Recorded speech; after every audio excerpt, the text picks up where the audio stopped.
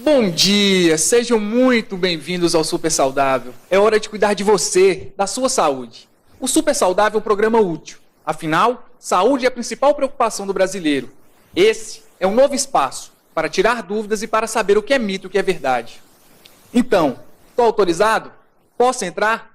Eu sou Roberto Andrade e estarei aqui todo sábado às 10h30 da manhã no programa Super Saudável. Aqui, ou em externas, falaremos com profissionais de renome em Ribeirão e região para tirar dúvidas e dar dicas sobre saúde, qualidade de vida e bem-estar. E para esse primeiro programa estamos recheados de assuntos interessantes. A fonoaudióloga doutora Rosana Freitas falará sobre disfunção da fala, mais especificamente da gagueira, um mal que atinge inúmeras pessoas, principalmente quando estão nervosas ou ansiosas. Falaremos também sobre os benefícios do exercício na melhor idade. O Super Saudável esteve na 12ª Feira Nacional do Livro para sabermos como anda a qualidade de vida dos nossos escritores. A escritora infanto-juvenil Thalita Rebouças bate um papo com a gente. E para iniciarmos, uma entrevista sobre o mal de Alzheimer, com o neurologista Dr. Guilherme Riccioppo, do Departamento de Neurociências da USP e pesquisador nas áreas de desenvolvimento cognitivo, Alzheimer e memória. Confiram. Conhece o Alzheimer? Não cientificamente, assim, conheço, né, a patologia em si, mas não. Não. Alzheimer, doença? Alzheimer é uma doença? E para falar sobre o mal de Alzheimer, o Dr. Guilherme Riccioppo. Dr. Guilherme, o que é a doença? A doença de Alzheimer é uma doença que afeta predominantemente a memória. Os indivíduos mais idosos, normalmente é a população mais acometida, eles começam a ter um quadro de perda progressiva de memória, principalmente uma memória para fatos recentes. O que comeu ontem, onde é que guardou objetos. Isso faz com que eles fiquem um pouco mais repetitivos, falem sempre as mesmas coisas, repetem as mesmas perguntas várias vezes, a ponto de causar um impacto no dia a dia dessas pessoas. Isso, em geral, é a doença de Alzheimer. Por que esse problema aparece? Tem alguma causa? Olha, existem várias teorias e não se sabe uma causa exata. Aproximadamente 5% dos casos são de origem puramente genética. O que se acredita é que existe uma predisposição genética e associada a ela a uns fatores ambientais, né? Então, por exemplo, a diabetes, a colesterol alto, outros fatores de risco como sedentarismo, todos esses seriam responsáveis por aumentar o risco de se ter a doença de Alzheimer numa pessoa geneticamente predisposta. Essa doença tem fases? Sim, ela é uma doença progressiva. Então, a primeira fase é uma fase em que a gente gradua ela como se fosse uma existência de doença duvidosa, em que o paciente, a gente tem dúvida se ele realmente faz parte do envelhecimento natural ou se ele já está manifestando a doença. A partir daí, o paciente entra numa fase que a gente considera leve, em que as perdas começam a ter uma influência no dia a dia dele, principalmente para atividades que a gente chama de atividades instrumentais, mexer na televisão, ligar um videocassete, DVD, um micro-ondas, entre outros. Uma fase seguinte, o problema começa a interferir em atividades mais básicas de vida diária, como se alimentar, se vestir sozinho, tomar banho, fazer higiene pessoal, né? Essa é uma fase já moderada. E existe uma fase mais avançada de doença, em que o paciente ele já não tem mais capacidade de se cuidar sozinho, e normalmente nessa fase surgem bastante problemas comportamentais também, que gera bastante dificuldade para a família lidar com esse tipo de doença. Alguma maneira de se prevenir? Alimentação, consumo de nutrientes como ômega 3, vitamina B12, seria uma forma de se prevenir da doença ou não existe uma forma de prevenção já cientificamente comprovada? Olha, isso é um ponto muito importante que a ciência busca responder essa questão todos os dias. O que os estudos falam? Você deve cuidar de fator de risco cardiovascular. Isso é um ponto importantíssimo hoje. Então, você prevenindo, cuidando do diabetes, do colesterol, seriam os dois principais, mas sedentarismo, pressão alta também, você ajudaria a prevenir a ocorrência da doença. Em termos de alimentação, uma alimentação que ajude na prevenção desse fator de risco. Então, o que é dito como uma dieta mediterrânea, trocar o óleo pelo azeite, o queijo mais amarelado gorduroso por um queijo branco, a carne vermelha pelo peixe, então isso tem se mostrado eficaz. E a respeito da vitamina B12, é importante você ter níveis normais da vitamina B12, a gente sempre investiga porque é uma causa de perda de cognitivo na população. Há alguma maneira de se prevenir a doença de Alzheimer?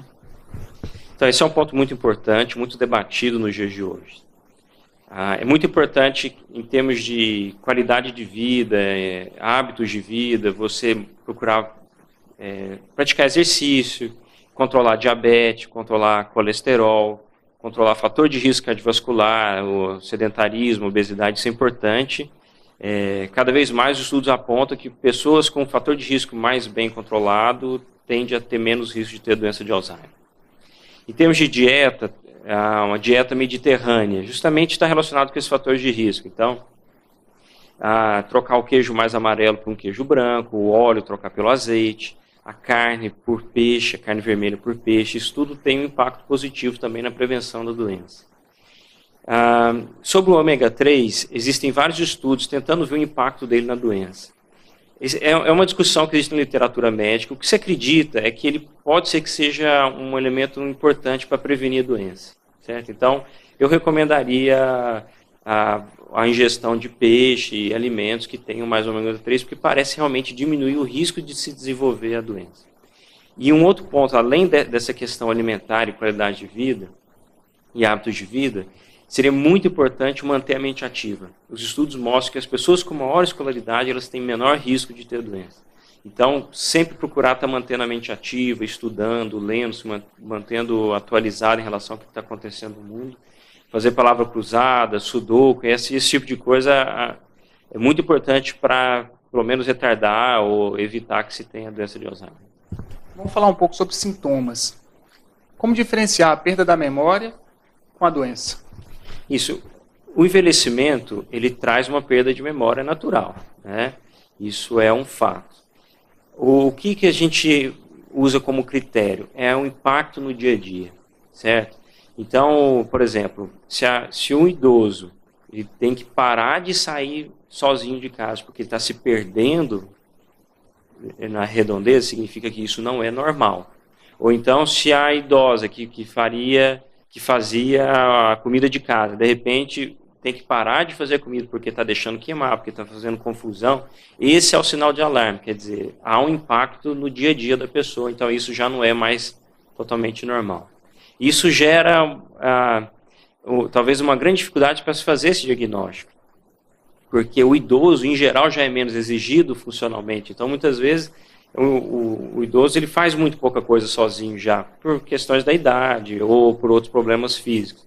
Então isso às vezes fica difícil de fazer essa delimitação, e aí tem que lançar mão de testes clínicos no consultório, em que a gente avalia como é que está a função cognitiva do paciente, para poder afirmar se isso está normal ou anormal. Como é o tratamento da doença? Bom, o tratamento da doença de Alzheimer ele é um tratamento medicamentoso, em essência. Então nós usamos basicamente dois grupos de medicação, um grupo de drogas que a gente chama de anticolinesterásicas, que são drogas indicadas para fases leves a moderadas de doença, e uma outra droga que a gente chama de antiglutamatérgica, que atua numa outra via dentro do sistema nervoso, que é indicado para fases graves. Isso para tratar a cognição do paciente. Obviamente, a doença de Alzheimer está associada a outros problemas neuropsiquiátricos, então a agitação, alucinações, alterações comportamentais em geral, insônia, isso tudo tem que ser abordado de forma medicamentosa ou com outros tratamentos não farmacológicos, como uma fisioterapia, como atividades tipo terapia ocupacional, fonoaudiologia, entre outros. Dá para se ter uma boa qualidade de vida existindo com a doença? Com certeza. Eu acho que se a gente conseguir fazer um plano de tratamento multidisciplinar, com fisioterapia, com terapia ocupacional, com uma nutricionista, com educação física, a família estando bem ciente do que é a doença. Hoje em dia o foco do tratamento da doença está sendo muito em cima do cuidador, porque o cuidador é uma peça fundamental no sucesso do tratamento. E com as medicações que a gente tem disponíveis hoje, dá para ter qualidade de vida, dá para ter uma idade, dá para ser um idoso com uma vida tranquila assim, nesse momento da vida. Sim. Ok, obrigado, doutor Guilherme.